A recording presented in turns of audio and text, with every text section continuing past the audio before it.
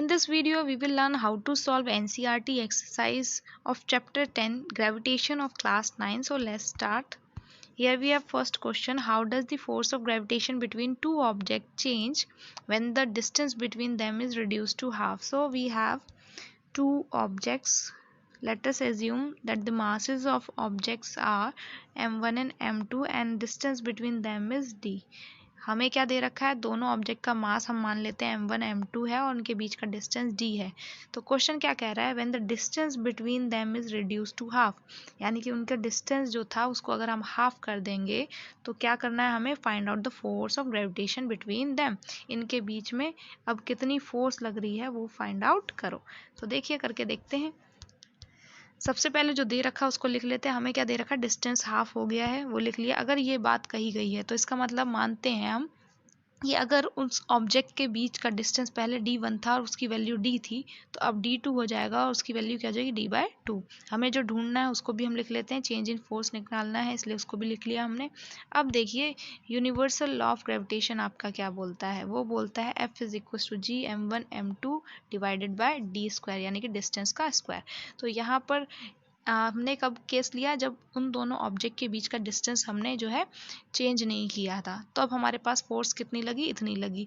अब देखिए हमने क्या किया, डिस्टेंस को हाफ कर दिया, तब हम फोर्स निकाल लेते हैं। तो वो फोर्स किसके बराबर कर दी हमने, F2 के बराबर मान ली, और वो कितनी हो जाएगी, जी m1 m2 divide by distance का स्क्वायर। अब डिस्टेंस क्या हो गया, हाफ, यानी d/2 का स्क्वायर। इसको खोलेंगे हम, सॉल्व करेंगे तो d/2 का स्क्वायर को करूँगी तो d स्क्वायर अपॉन 4 हो जाएगा। तो वही हमने लिख लिया यहाँ पर, जी m1 m2 divide by D square by 4। यहाँ आपको दिख रहा होगा जो 4 है वो डिनोमिनेटर में आ रहा है, किसके, डिनोमिनेटर के भी डिनोमिनेटर में आ रहा है। इसका मतलब जब इसको सॉल्व करूँगी तो ये न्यूमिनेटर में चला जाएगा और हमारे पास क्या हो जाएगा, देखिए 4 जी m1 m2 divide by D square. अगर ध्यान से देखेंगे जी m1 m2 divide by D square वो बिल्कुल यहाँ पर बिल्कुल मैच कर रहा है, यानी कि इक्वेशन 1 से बिल्कुल मैच कर रहा है।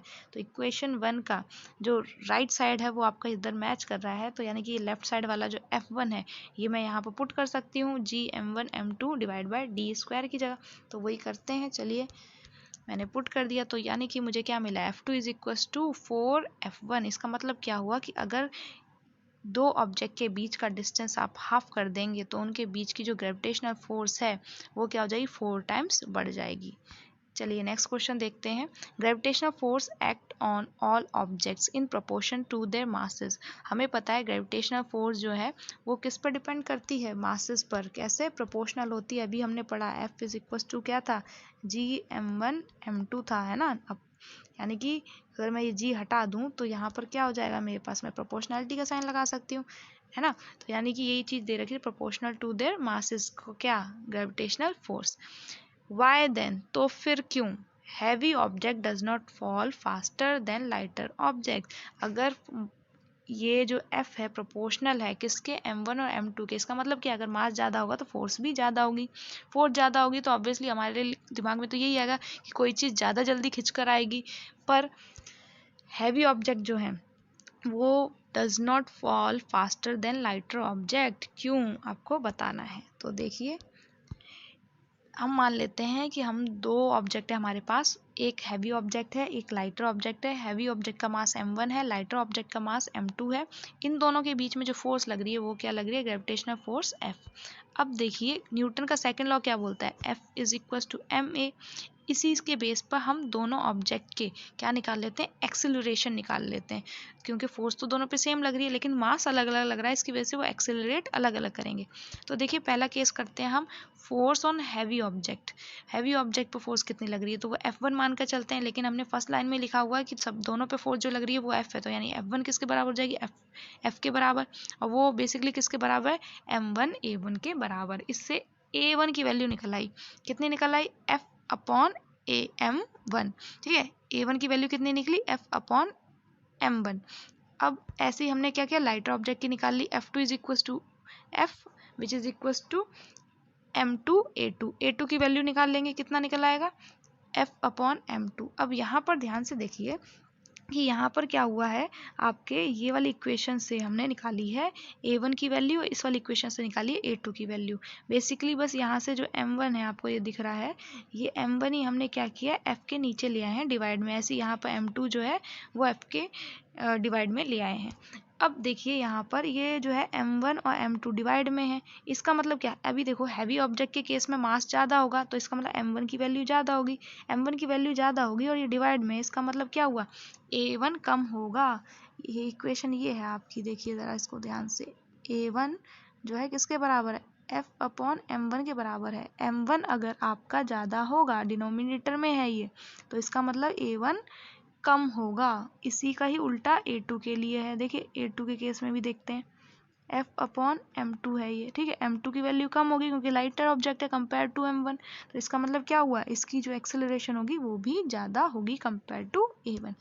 तो यही चीज़ है, क्योंकि m1 बड़ा है m2 से, फोर्स जो लग रही है वो तो सेम रहेगी, लेकिन ये लोग क्या करेंगे, एक्सेलरेट अलग अलग करेंगे, क्योंकि मास ज़्यादा होता है हैवी ऑब्जेक्ट का, उसकी वजह से वो एक्सेलरेट कम करेगा, और इसी वजह से the heavy object does not fall faster than a lighter object.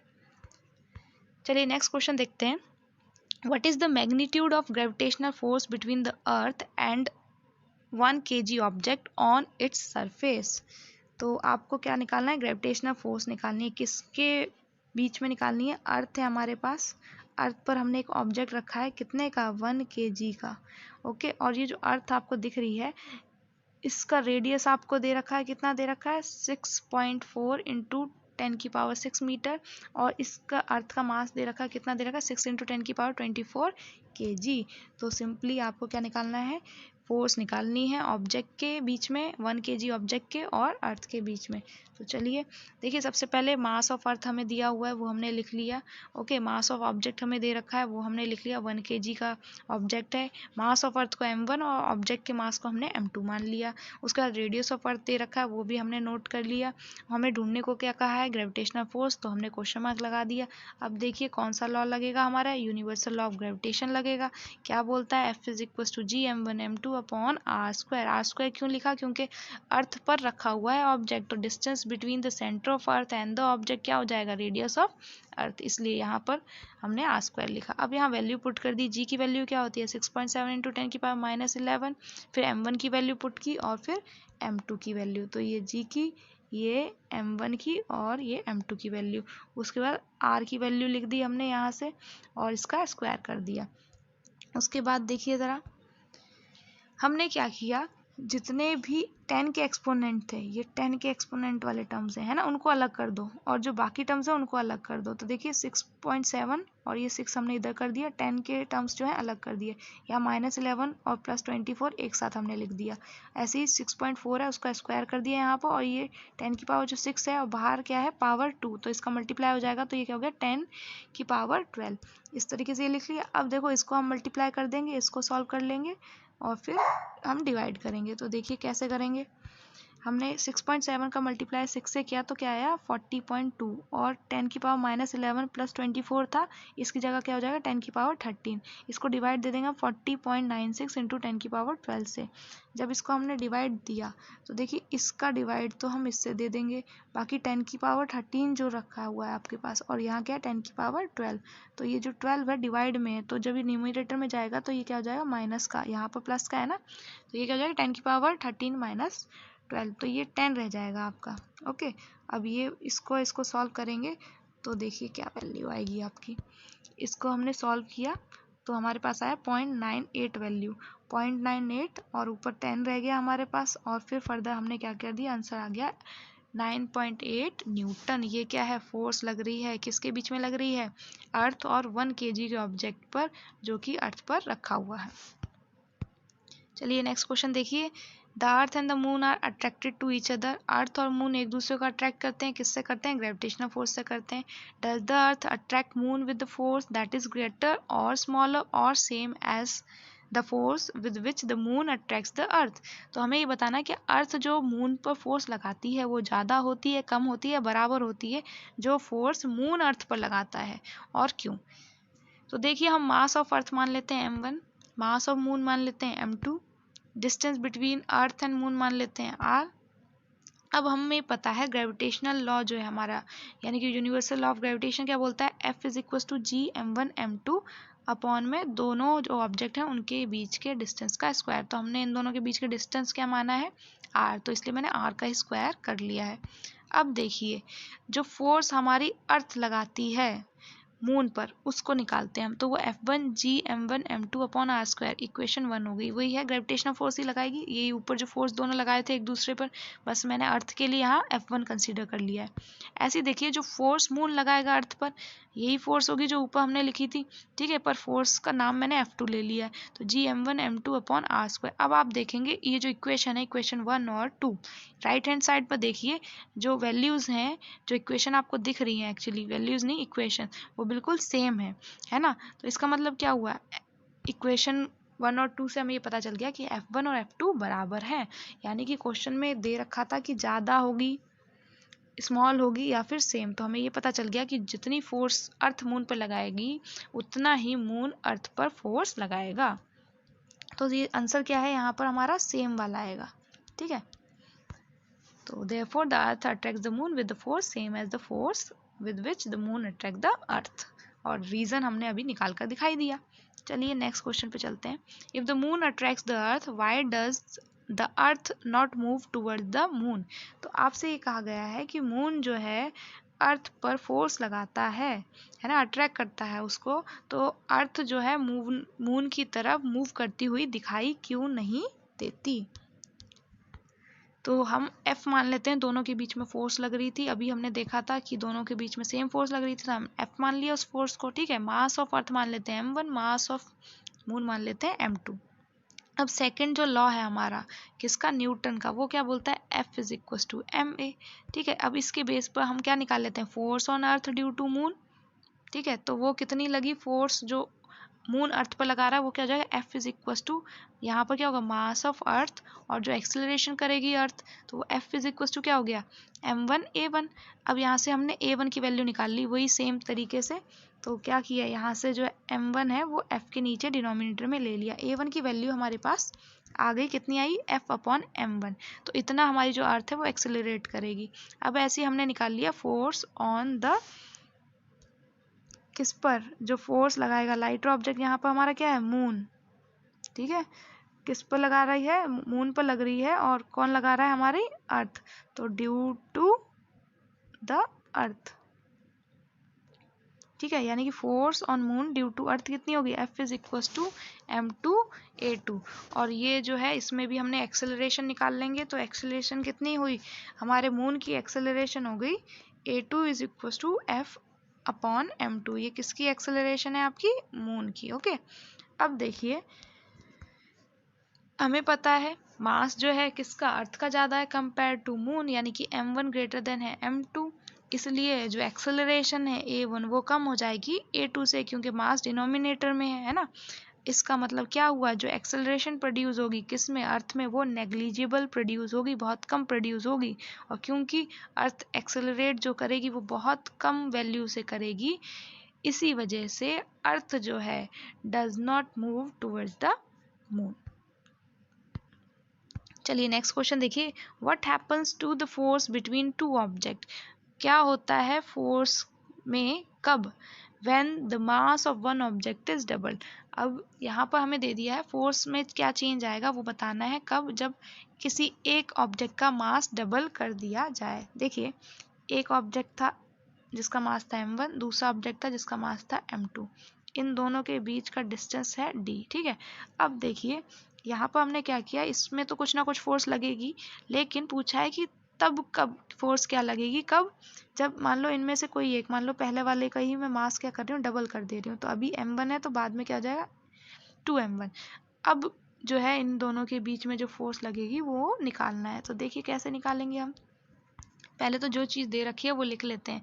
तो ये बोल रखा है मास जो है क्या हो रहा है, डबल हो रहा है, तो मान लेते हैं पहले ऑब्जेक्ट का मास जो है वो है m1 और उसका वैल्यू क्या है m, अब क्या हो गई वो 2m हो गई, और दूसरा ऑब्जेक्ट का मास क्या है m2, ठीक है। हमें क्या निकालना है, चेंज इन फोर्स, या फोर्स में जो भी कुछ भी हो रहा है वो निकालना है। अब according to universal law of gravitation क्या होता है, F is equal to G_m1 m2 upon distance का स्क्वायर। तो यहाँ क्या हो जाएगा, फोर्स जो लगा रहे हैं हमारे इन दोनों के बीच में वो क्या होगी, F1, पहली फोर्स जब उनके बीच में हम लोगों ने कोई चेंज नहीं किया था, मास में कोई चेंज नहीं किया था, तो वो वाला फोर्स, इसलिए मैंने F1 लिखा है। किसके बराबर हो जाए, G पहला ऑब्जेक्ट उसका मास क्या है m, दूसरा ऑब्जेक्ट का मास क्या है m2, डिवाइड बाय उन दोनों के बीच का डिस्टेंस वो क्या है d, तो d का स्क्वायर। ये फर्स्ट इक्वेशन हो गई। अब हमारा जो कंडीशन है यानी कि मास को डबल करना है, किसके, किसी एक ऑब्जेक्ट के, तो करके देखते हैं। तो F2 निकाल लेते हैं। g पहले ही ऑब्जेक्ट का मास को हमने डबल किया है तो इसलिए 2m multiply m2 divided bye d square. यहाँ से 2 हम बाहर ले लेंगे, ठीक है, यहाँ पर आपको दिख रहा है ये 2, ये हम बाहर ले लेंगे, और बाहर लेंगे तो उसके बाद क्या होगा, देखिए 2gm multiply m2 divide by d square, ये वाली जो है इक्वेशन, ठीक है, यहाँ पर आप देखेंगे इक्वेशन 1 से बिल्कुल मैच करती है, यानी कि इस पोर्शन की जगह इसको मैं हटाकर क्या लिख सकती हूँ, F1 लिख सकती हूँ, है ना। तो वही कर लेंगे हम। देखिए तो F2 इज इक्वल टू क्या हो गया, 2F1। इसका मतलब क्या हुआ कि अगर किसी दो ऑब्जेक्ट के बीच में अगर हम किसी एक का मास डबल कर दें तो उन दोनों के बीच में लगने वाली फोर्स भी डबल हो जाएगी। तो चलिए सिक्स्थ का सेकंड पार्ट देखते हैं। क्या है इसमें दे रखा, आपको निकालना फोर्स ही है दोनों ऑब्जेक्ट के बीच में, लेकिन कब, जब उनके बीच का डिस्टेंस डबल कर दिया जाए। यानी कि अगर एक ऑब्जेक्ट जिसका मास m1 है, दूसरा ऑब्जेक्ट m2 है, अगर d डिस्टेंस पे है तो अब हमने क्या कर दिया, 2d कर दिया उनका डिस्टेंस, तब फोर्स निकालनी है। तो देखिए कैसे निकालेंगे, डिस्टेंस बिटवीन टू ऑब्जेक्ट क्या हो गया, डबल हो गया। यानी कि पहले उनके बीच का डिस्टेंस अगर d था, वो उसकी वैल्यू क्या थी, d1, तो बाद में क्या हो जाएगा, 2d हो जाएगा। और हमें क्या निकालना है, अब फ़र्क क्या पड़ा फोर्स में। तो यूनिवर्सल ऑफ ग्रेविटेशन लगाएंगे, F1 की वैल्यू निकाल लेते हैं जब उनके बीच का जो डिस्टेंस है वो नहीं बदला था, तो वो कितना है, G_m1 m2 अपॉन में d स्क्वायर। अब मान लेते हैं उन दोनों के बीच का डिस्टेंस जो है डबल कर दिया। जब हमने दोनों के बीच का डिस्टेंस जब डबल कर दिया तो यहाँ d की जगह 2d लिख देंगे। तो F2 इज इक्वल टू क्या हो गया, G_m1 m2 अपॉन में 2d स्क्वायर।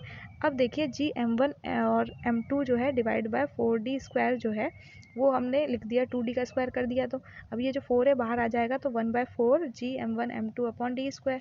तो यहाँ पर जो वैल्यू हो गई आपकी वो F2 की क्या हो जाएगी आपकी, देखिए G_m1 m2 upon d square जो है वो मैच कर रहा है आपका F1 से, है ना। तो इसकी जगह F1 लिख देंगे, तो F2 इज इक्वल टू क्या हो गया, 1/4 F1 के बराबर। यानी कि अगर डिस्टेंस जो है किसी ऑब्जेक्ट के बीच में डबल कर देंगे तो उनके बीच की जो ग्रेविटेशनल फोर्स है वो 1/4 टाइम कम हो जाएगी। ऐसे ही देखिए हम क्या कर रहे हैं, इसके नेक्स्ट पार्ट में डिस्टेंस जो बोला है इन्होंने क्या कर दिया है, ट्रिपल कर दिया है, 3 टाइम बढ़ा दिया है। तब क्या होगा, तो यहाँ पर अभी हमने जो किया है डबल किया था, अब हमने ट्रिपल कर दिया, तब क्या होगा। तो मान लेते हैं पहले डिस्टेंस g था, तो बाद में क्या हो जाएगा, 3d हो जाएगा। चेंज इन फोर्स हमें निकालना है, क्या फ़र्क पड़ जाएगा फोर्स में, यूनिवर्सल ऑफ ग्रेविटेशन ही लगाएंगे यहाँ पर भी। F1 की वैल्यू लिख लेते हैं, G_m1 m2 divide by d square. अब हमने क्या किया, डिस्टेंस को ट्रिपल कर दिया, तो क्या हो जाएगा, d की जगह 3d लिख देंगे हम लोग, तो G_m1 m2 d की जगह क्या होगा, 3d का स्क्वायर। अब 3d का स्क्वायर करेंगे तो 9d स्क्वायर आ जाएगा डिनोमिनेटर में, ये 9 में बाहर ले लूँगी तो क्या आ जाएगा, 1/9 G_m1 m2 upon d square. तो ये जो है G_m1 m2 d स्क्वायर, इसकी जो वैल्यू है हम ऊपर से लिख लेंगे इक्वेशन 1 से, तो F1 लिख देंगे। तो F2 इज इक्वल टू क्या आ जाएगा, 1/9 F1। और इसका मतलब क्या हुआ कि अगर कोई दो ऑब्जेक्ट्स हैं हमारे बीच में, उनके बीच का डिस्टेंस अगर हम ट्रिपल कर दें, 3 टाइम बढ़ा दें, तो क्या होगा, उनके बीच की जो फोर्स है 1/9 हो जाएगी। चलिए इसका नेक्स्ट पार्ट करते हैं। थर्ड पार्ट है क्वेश्चन नंबर 6 का। क्या बोल रहा है कि फोर्स बतानी है, कब बतानी है, जब masses of both the object are doubles. अब क्या हुआ, पहले ऑब्जेक्ट का मास m1 था, दूसरे ऑब्जेक्ट का मास m2 था, इन दोनों के बीच का डिस्टेंस d था। अब तो कुछ ना कुछ फोर्स निकलेगी ही, लेकिन अगर मैं दोनों का मास डबल कर दूं, यानी m1 की जगह इसको तो 2m1 कर दूं, है ना, और यहाँ जो मास है इसकी जगह मैं 2m2 कर दूं, तो इस केस में इन दोनों ऑब्जेक्ट के बीच में फोर्स कितनी लगेगी ये निकालना है, ठीक है। तो लिख लेते हैं पहले, तो मासेस जो है डबल हो गई हैं, इसका मतलब क्या हुआ, m1 2m के बराबर हो गया, m1 के बराबर, और m2 2m2 के बराबर हो गया। चेंज इन फोर्स हमें निकालना है, हम क्या लगाएंगे, यूनिवर्सल लॉ ऑफ ग्रेविटेशन लगाएंगे, तो लगा दिया। F is equal to G_m1 m2 upon distance का स्क्वायर। तो यहाँ पर क्या हुआ, पहले केस में लगा रहे हैं जब उनके बीच का जो मासेस था हमारा वो क्या है, डबल नहीं हुई थी, जैसी थी वैसी ही है, तब उस केस में फोर्स कितनी लग रही थी पहले वो निकाल ली। तो F1 is equal to G_m1 m2 divide में डी स्क्वायर, फर्स्ट इक्वेशन को नाम दे दिया। अब हमने क्या किया, बोथ मासेस डबल कर दिए, तो यानी कि m1 की जगह 2m1 लिखेंगे और m2 की जगह भी हम F2m2 लिखेंगे। हमने लिख दिया, ठीक है। F2 की वैल्यू क्या आ गई, G2m1 2m2 divide by D square. यहाँ पर जो 2 है वही कांस्टेंट है, बाहर ले लेंगे तो 2 × 2 क्या हो जाएगा आपका 4, है ना। तो 4Gm1m2 divide by D square. अब यहाँ देखिए ये जो टर्म है आपकी, ये जो आपको मिला इक्वेशन, ये हमारी मैच करती है फर्स्ट इक्वेशन से, है ना। तो इसलिए इस जगह पर हम क्या लिखेंगे, F1 लिखेंगे। तो F2 इज इक्वल टू क्या आ गया, 4 F1 के बराबर आ गया। इसका मतलब क्या हुआ, अगर हमारे पास दो ऑब्जेक्ट हैं और उन दोनों ऑब्जेक्ट का अगर हम मास बढ़ा देंगे तो उस केस में जो उनकी फोर्स लग रही थी उनके बीच में, वो क्या हो जाएगी, 4 टाइम्स बढ़ जाएगी। तो आई होप आपको ये सारे क्वेश्चन समझ में आ गए होंगे। बाकी के क्वेश्चन हम नेक्स्ट वीडियो में करेंगे। तब तक के लिए थैंक यू।